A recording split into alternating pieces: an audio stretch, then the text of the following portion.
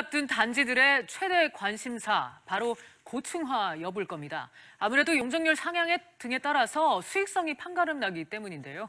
그래서인지 이번 잠실주공 5단지의 결과는 많은 의미를 남겼습니다. 그런데 사실상 50층이 통과됐다고는 하지만 상처뿐인 영광이란 평가도 나오고 있습니다. 왜일까요?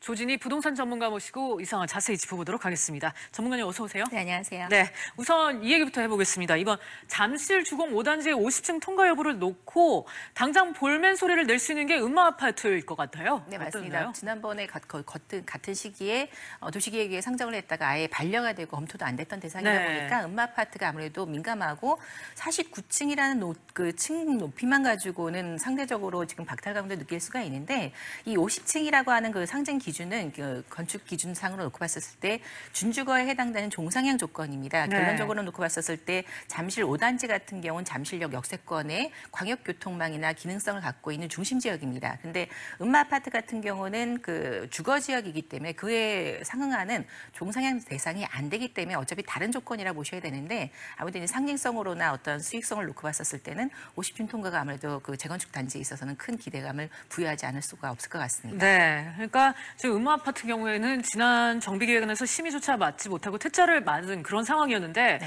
자 초고층을 내세우고 있는 이제 음마아파트, 또 그 외에도 또 뭐 압구정, 현대 등의 아파트도 있고요. 여전히 좀 상황은 미지수다 이렇게 평가할 수 있을까요?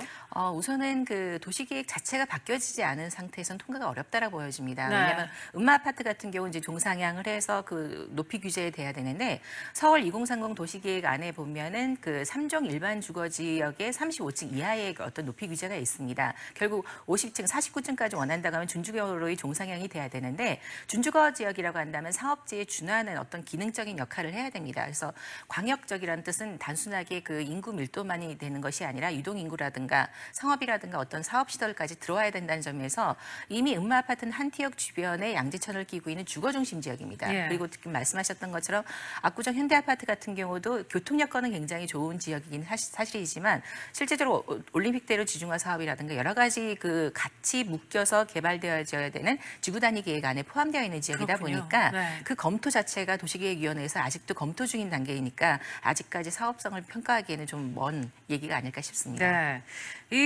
이번에 잠실주공 5단지의 재건축 정비계획안을 다시 얘기해보자면요.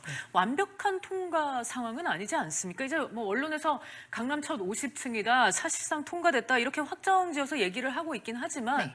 실제적으로 지금 어떤 상황인 겁니까? 상징적인 의미만 있을 뿐이지 실제는 그 아니다라고 저희가 평가하는 이유 중에 하나가 네. 전체가 이제 한 44개 동으로 구성되어지는데 그 중에서 3개 동이 아파트가 한 50층으로 잠실역 주변으로만 통과가 된 겁니다. 예. 그리고 그것도 약간은 좀 반쪽이라고 할 수밖에 없는 게 3개 동 아파트 1개 동 오피스 단지입니다. 그 중에서도 전체 준주거로 종상향된 지역의 나머지 35% 정도는 비주거 시설로 다 공급을 해야 되기 때문에 전체 그 아파트 단지를 규모를 놓고 봤었을 때 사업성이라든가 분양성에 대해서 나오고 나서의 재건축 기대를 갖고 갔었을 때의 수익성은 떨어지는, 그렇기 때문에 실제적으로는 50층이 통과가 됐다라는 상징적인 의미 외에는 사업성이나 이런 거에 있어서는 평가를 받고 봤었을 때는 적합하지 않은 단지라고 봐야 되겠죠. 네.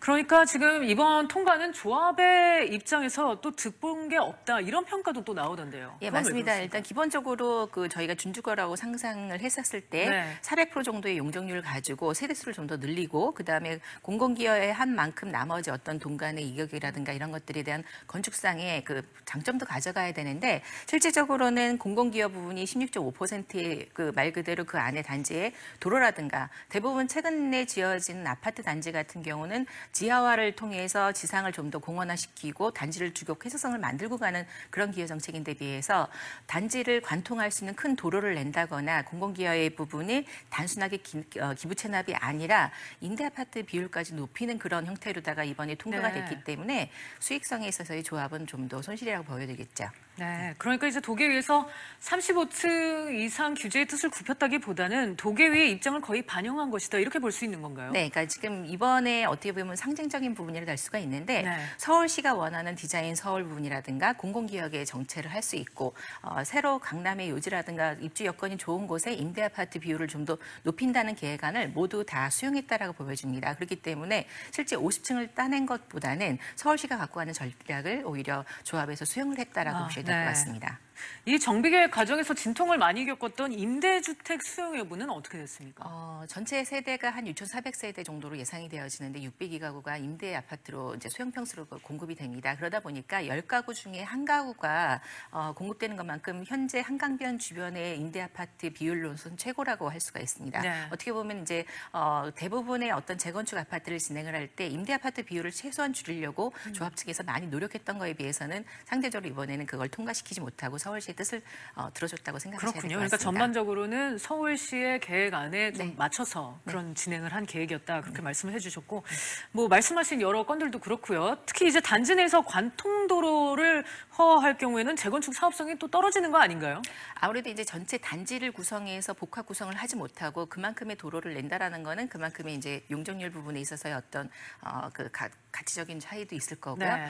무엇보다도 단순하게 도로 통과되는 부분만 아니라 역사적인 미관을 좀 살리기 위해서 기존의 타워형으로 되어 있던 아파트 부분도 살리고 굴뚝도 살리고 가는 부분으로 이제 이번이 통과가 됐습니다. 그러다 보니까 전체적인 구성에 있어서 서울시가 갖고 가려고 하는 설계 공모를 통해서 디자인이 나올 때까지 한 번 정도 최소 몇 번에 걸쳐서 수정이 있을 예정이고요. 무엇보다도 이제 재건축 초과 이익 환수제 대상 아파트라고 보시면 됩니다. 이미 이제 조합 설립 인가가 났지만 아직 사업 시행 인가까지도 결정이 안 돼 있는 아파트이기 때문에 네. 실질적으로 조합이 내야 되는 분담금 플러스 초과이익 환수제까지 대상자가 되는 거기 때문에 기대치만큼은 크게 사업성이 떨어지지 않을까라는 우려도 갖고 있습니다. 네, 사실 대부분의 전문가들은 수익성을 따져보기조차 어렵다. 뭐 호가라든지 집값 상승 여부라든지 확실치 않다는 얘기까지 나오는데 전문가님 생각은 어떻습니까? 아무래도 이제 말씀하셨던 것처럼 어떤 도로 통과 부분이라든가 기존의 어떤 역사적인 거를 보관을 한 상태에서 나머지를 갖고 가다 보면 50층이 갖고 가는 기대치라든가 동간의 어떤 가격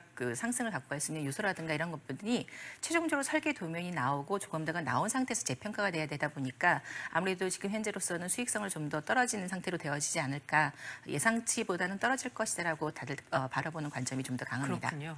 저희가 이런저런 상황에 대해서 짚어보긴 했지만요. 어쨌든 이제 통과는 통과된 거 아니겠습니까? 이번 결과가 미칠 또 후폭풍에 대해서도 지금 궁금한데요. 우선은 이제 숨통을 좀 튀어놨다라는 부분에 있어서는 네. 통과가 됐던 가시성 때문에 사업성에 대한 기대, 그다음에 기존 보유 조합원들에 대한 기대치가 분명히 반영되고 있어서 발표 당일날 5천만 원 이상 가격들이 상승을 했습니다. 그래서 좀 다행이라고 하는 거는 기존 조합원들이 지금 관리 처분 인가, 사업 시행 인가 전이기 때문에 조합권을 양도할 수 있는 숨통이 지금 있는 상태에서 사업이 진행된다는 건 긍정적으로 바라볼 수가 있고요. 반면으로는 지금 최근 들어서 반포 센트럴 자이 때 나타났던 것처럼 일반 분양에 대한 가격 그리고 일반 분양에 대한 어떤 기대치가 훨씬 더 높아지는 겁니다. 그러다 보니까 기존에 갖고 있던 재건축 조합은 추가 분담금에 대한 부분이라든가 초과이익까지 같이 내야 된다는 부분에서는 아무래도 사업성에 대한 부분이 좀 기대치만큼은 올라가지 않기 때문에 실제적으로 잠실 50층이라는 상징성보다는 공공기여 정책에 맞춘 재건축으로 간다는 점에서 후폭풍들이 아무래도 좀 더 있겠죠. 강남에서 그렇군요. 앞으로 진행되는 사업에 있어서는 좀 더 추이를 보셔야 될 것 같습니다. 네, 전문가님 오늘 말씀 감사드립니다. 네, 감사합니다.